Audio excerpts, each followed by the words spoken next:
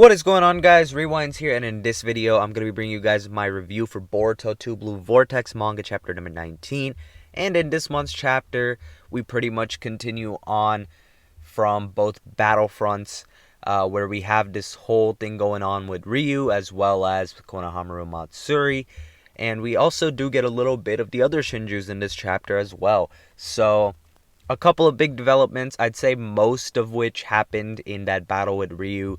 So we will talk about that, but I do want to say that all in all, I did find the chapter to be good, and I do feel like in terms of pacing, we've been pretty consistent the last couple months, so glad to say we're keeping up with that and it's not slowing down too much. I do feel like pretty much everything that's being said in all these recent couple chapters is important to the current arc we have going on. So let's talk about it. So chapter 19 has a Moegi solo cover, and the chapter itself is titled Konohamaru-chan. I personally think we could have had a Konohamaru cover here. I've been kind of talking about that the last couple videos simply just because someone pointed out a fun fact that all this time he's been in this series and some other characters have so many solo covers, but Konohamaru, who is the sensei of Team 7, hasn't even gotten one yet. I think that's kind of just disrespecting him a little bit. So hopefully next month or the month after that, whenever they're going to have him hopefully make some sort of stand against Matsuri, actually, that would be a good month to throw that in. But Moegi, I think, was the next best choice for this month's for the cover, simply because, I mean, everything that Konohamaru is standing for right now has to do with Moegi. So everything makes sense there with that. So we kick off this chapter actually with a flashback, and it's a flashback to Araya learning this jutsu from Shinki, and it pretty much is showing that it allows him to somewhat manipulate iron sand, and Shinki pretty much helped them learn this so that they could overall protect Gaara better. That's pretty much what's been Shinki's main, I guess, concern. So that's why Shinki aided with that. And then we just cut back over to the present. That flashback was pretty much like 3 pages or 4 pages, something like that.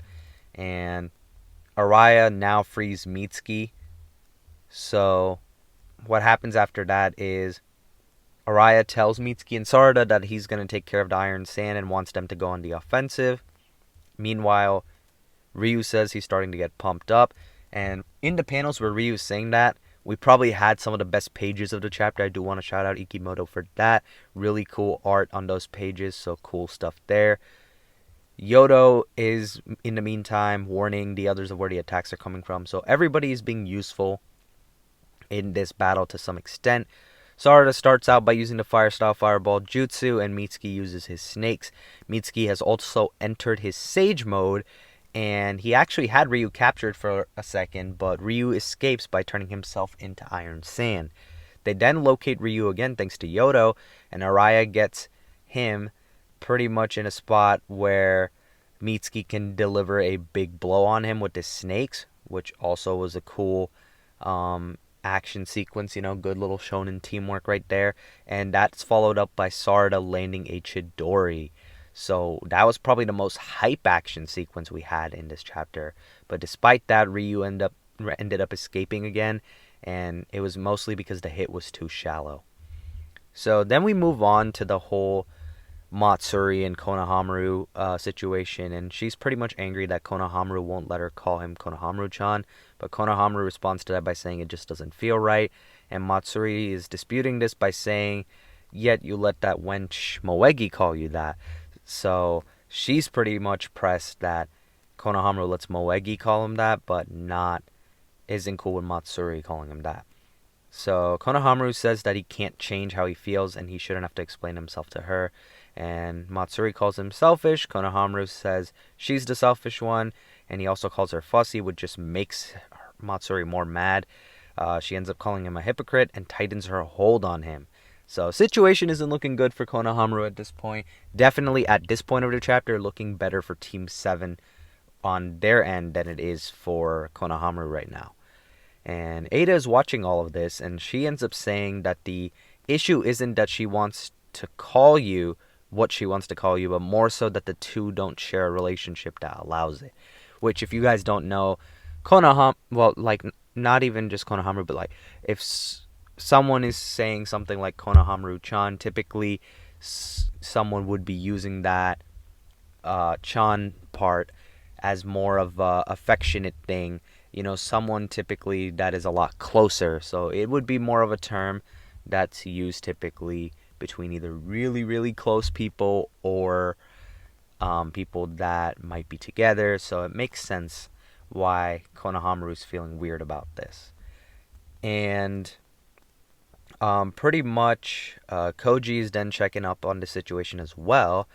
And Ada is explaining pretty much what's going on with that. And she says that Konohamaru is about to get devoured. And then Koji and Boruto are also asking about how the Ryu fight is going as well. And learn that Team 7 and Yodo and Araya can't assist Konohamaru right now. Boruto then looks like he's actually about to start making his move to start heading there. But Koji tells him now's not the time. So that pretty much ends Boruto's little cameo and Kashin Koji's cameo in this chapter. Get them for about 2 pages. And then we cut over to the Shinju, actually.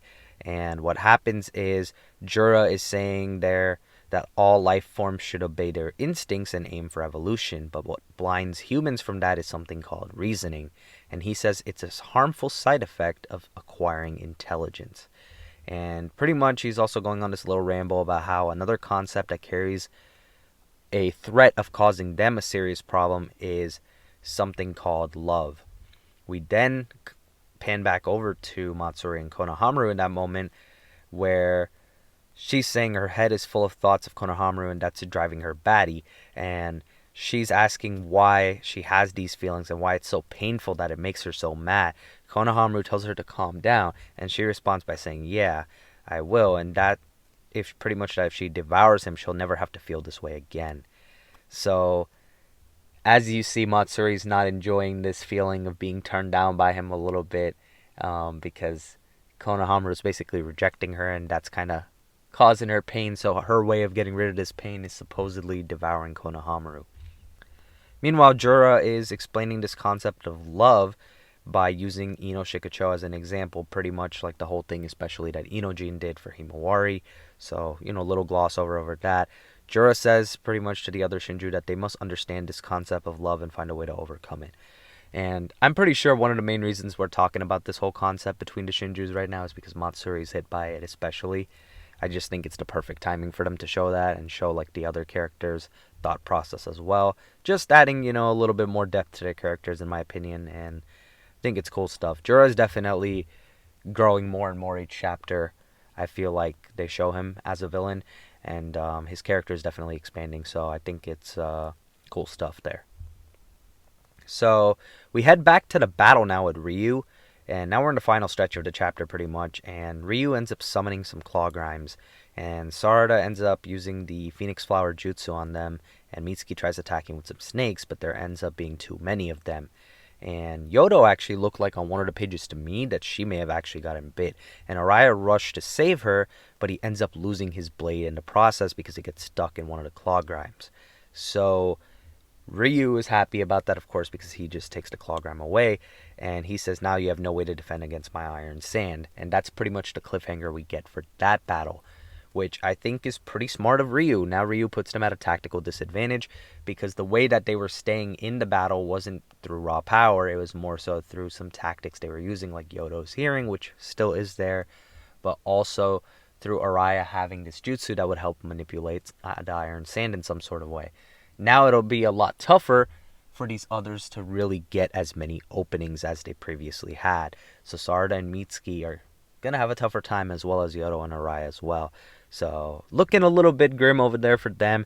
And it's not looking too much better for Konohamaru because the chapter is also ending off with Konohamaru's side, where chapter is pretty much, at like that final panel, and Matsuri's saying like it's time that we become one, Konohamaru-chan, and that's pretty much where we end off, leaving us at a cliffhanger that both sides of the good side, with Konohamaru as well as Team 7, Yodo and Araya, are all in trouble, and that's pretty much our cliffhanger for chapter number 19, leading us to chapter 20. And all in all, I think good cliffhangers. I really liked a lot of the stuff they especially showed in the battle between Team 7 and Ryoto and Araya versus Ryu. Really good stuff there. I enjoyed some of the sequences, especially the one where Mitsuki was able to get into hit with the snakes, as well as the Chidori that followed by Sarada. Really cool stuff there.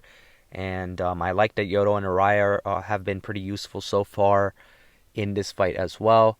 And as for the Konohamaru and Matsuri front, I think we got some cool dialogue. Stuff makes sense. I do feel like next chapter, though, we got to get some action going on that end, too. And, or at least some sort of tactic by Konohamaru to prolong her from devouring him. So hopefully that happens. The addition of the Shinjus into chapter was cool because they talked about the concept of love.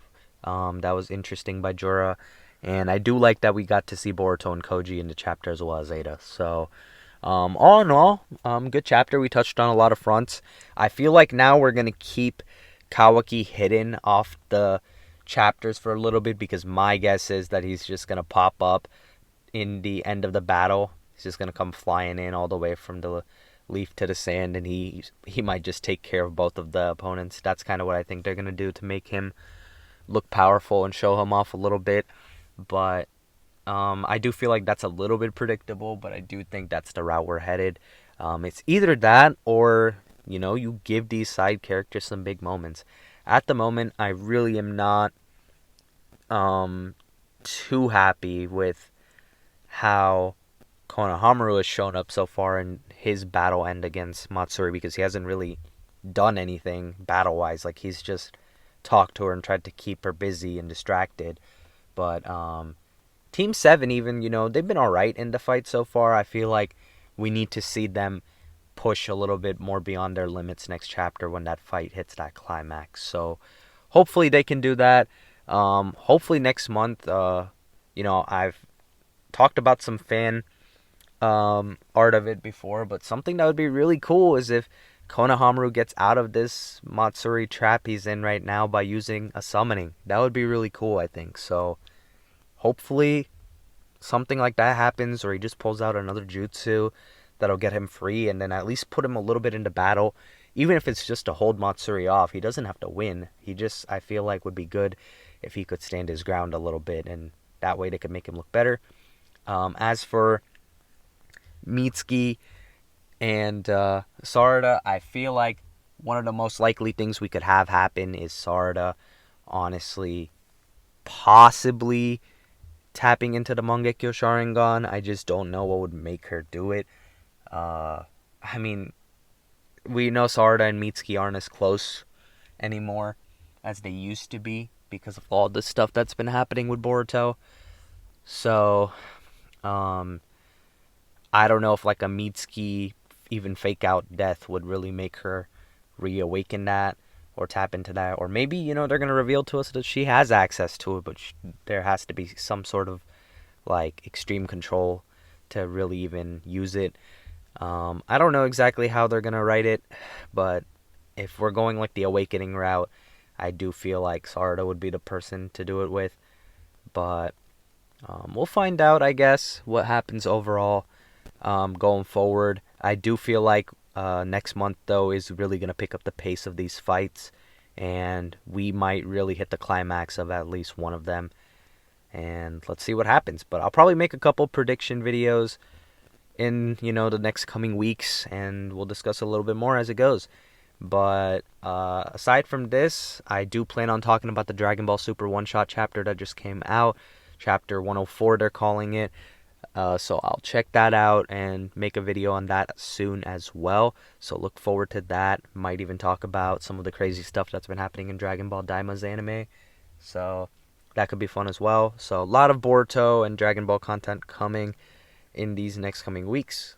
Stay tuned for that. I'm going to give this chapter a 8 to 8.5 out of 10. Pretty much about the same range as last time. Boruto 2 Blue Vortex, still no misses. We're still going strong, and I hope we continue that pattern going forward, because Boruto 2 Blue Vortex, like I said, not a single bad chapter yet, and hoping we keep continuing that trend and hopefully start trending upward. But that's going to wrap up this one. If you guys did enjoy the video, be sure to hit the like button and subscribe to my channel if you guys are new. And as always, I hope you guys have a good day or night whenever you guys are watching this video. I'm Rewinds, and I'm out.